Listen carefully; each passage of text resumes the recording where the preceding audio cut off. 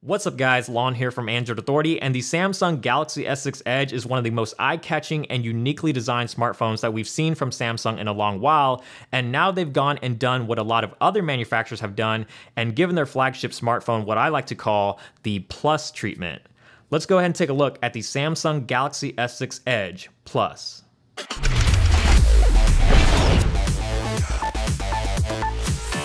So at this point, whenever we hear the word plus in the name of a phone, we already know exactly what to expect. It's a phone that already currently exists, except bigger, and that's exactly what you're getting here with the S6 Edge Plus.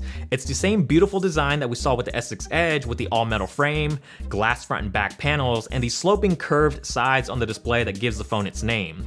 For those that felt the regular S6 Edge was sharp in the hand, that feeling has been alleviated on the S6 Edge Plus due to the side rails being slightly thicker and the chamfered edges aren't quite as prominent anymore. It definitely is a big phone, so one-handed use is manageable but not always easy, and it certainly doesn't help that the phone feels pretty slippery in the hand. It's also quite the fingerprint magnet, and if you have any other color besides the white version, it's going to be very noticeable and you'll probably find yourself cleaning the phone often. The phone still looks great though, and if you love the design of the original S6 Edge, then you'll love the Edge Plus just the same. On the right side of the phone, you'll find the very convenient and easy to reach power button, and on the left are the volume buttons, but these aren't quite as easy to reach and can be a little awkward to get to with your fingers due to how high they are up on the chassis.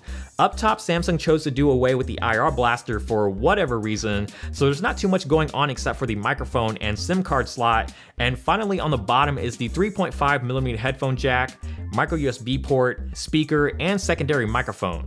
Up front, the Edge Plus features a much larger 5.7-inch display over the 5.1-inch of the S6 Edge.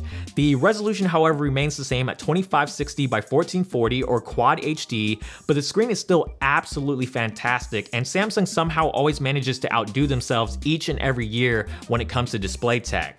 It's still an AMOLED screen, so it's got all the characteristics that you would expect, like vibrant saturated colors, great viewing angles, inky dark blacks, and it gets extremely bright, so outdoor visibility isn't much of a problem even in direct sunlight. At 5.7 inches, the screen is awesome for games and movies and anything else you want to do, so if that's what you're looking for, you'll love this screen.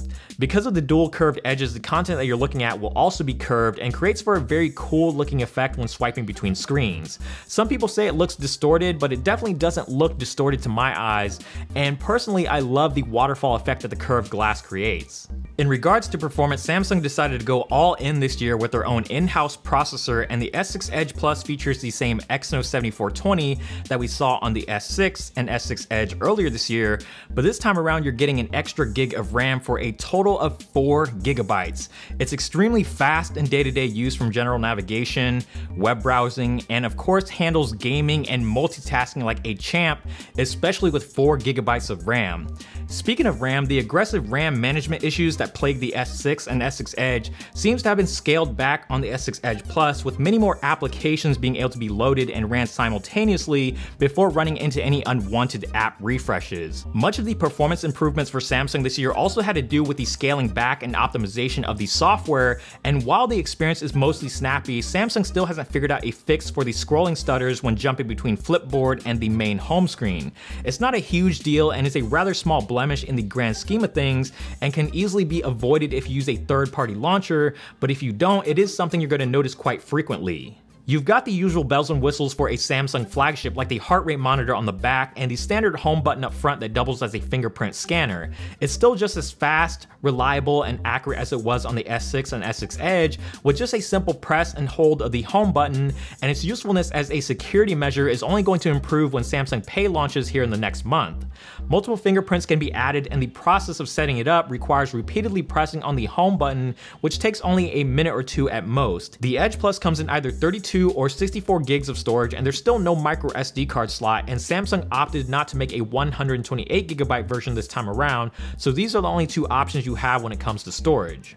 As far as speaker quality is concerned, it's fairly standard. Obviously, being mounted on the bottom isn't the most optimal position in the world, but it's definitely far from the worst. It does sound pretty good, and it gets loud enough that you can hear it in noisy environments, but otherwise it just simply gets the job done. Now, one of the biggest issues with the original S6 Edge and even the S6 was the battery life, and it was pretty difficult to get through a full day.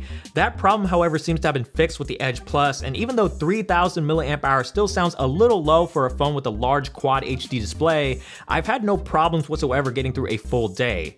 That's typically about as long as the phone would last for me on average, so I wouldn't expect too much more than that, but it is very easy to top off because not only does the Edge Plus come with fast wired charging, it also features fast wireless charging. This only works with Samsung's wireless charger, but Samsung claims that you can charge the phone in 2 hours time, which is 33% faster than normal speeds. That's still not extremely fast, but it's pretty impressive for wireless charging. The camera on the Edge Plus remains largely the same as the S6 Edge, and you can still double tap the home key from anywhere just like before to jump quickly into the camera. So what you're looking at is a 16 megapixel sensor, f1.9 aperture, and optical image stabilization, and the front camera is a 5 megapixel shooter, also with f1.9 aperture that makes for some pretty great looking selfie shots even in low light. The camera interface is where you'll notice the biggest change with the camera experience. You still have many of the same modes as before, like selective focus, panorama, virtual shot, and your typical auto and manual modes, but Samsung has now added the ability to create video collages that allows you to stitch 4 6-second clips together into one video for those of you who really want to get creative. The most notable addition is the live broadcast button, which links directly to your YouTube account to allow you to share moments right as they happen with your followers, similar to what you would find on something like Periscope. Samsung also made a pretty big deal about the improvements to the video side of things. They've added what they call VDIS, or Video Digital Image Stabilization, that works in conjunction with OIS for more stable footage, and in my experience the video recording is very stable and smooth without any sort of warping or distortion, so it seems to be doing its job well.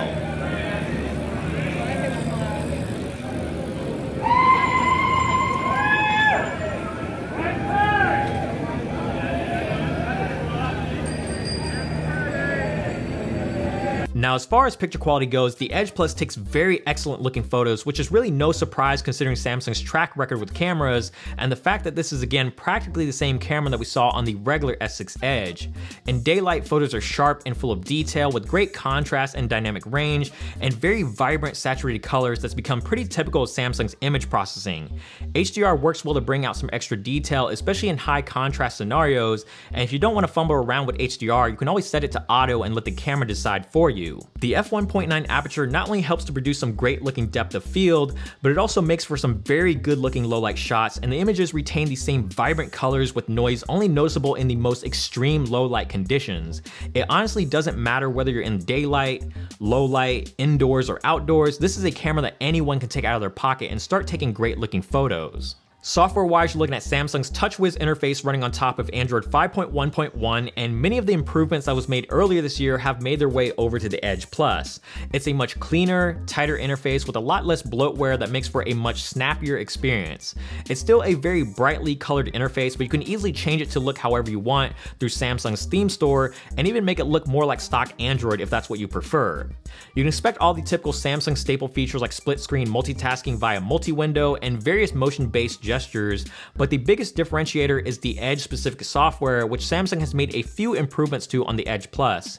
You still have People Edge, Night Clock, Edge Lighting, and Information Stream from the S6 Edge, but Samsung has added a new Apps Edge that lets you handpick several of your favorite applications for easier access. The People and Apps Edge can now be accessed from anywhere on the phone and not just the home screen anymore, and the Pull tab can be relocated anywhere along the left or right sides of the display to make it easier and more comfortable to reach. All of these changes are very welcome additions, but the Edge features still don't feel extremely useful or adds a whole lot of value to the Edge design, so if you're considering the S6 Edge Plus, get it because you love the way that it looks, but don't expect too much out of the features that come along with it. The S6 Edge Plus is available now on all major US carriers for a starting price of $299.99 on a 2-year contract for the 32GB version, and will run you an extra $100 for the 64 gigs.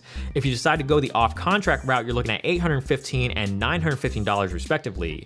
Just like the S6 Edge before, you'll have to decide if those dual curved edges is worth that extra $100 premium over other flagships. If you loved everything about the S6 Edge but wished it had a larger screen and better battery life, well, the Edge Plus solves both of those problems. phones. Again, the value here is in the beautiful hardware and not so much the software, and if you're perfectly okay with that, then the S6 Edge Plus will be worth your hard-earned money. As always guys, thank you so much for watching this video. If you did enjoy it, please give it a thumbs up down below. We definitely appreciate it. And also subscribe to the channel, which is also down below if you haven't already. And if you want to see more here from us at Android Authority, make sure to check out the links over here on the side. And feel free to follow me on social media. Those links will be somewhere right here. And don't forget to check out the website as well, androidauthority.com, because we are your source for all things Android.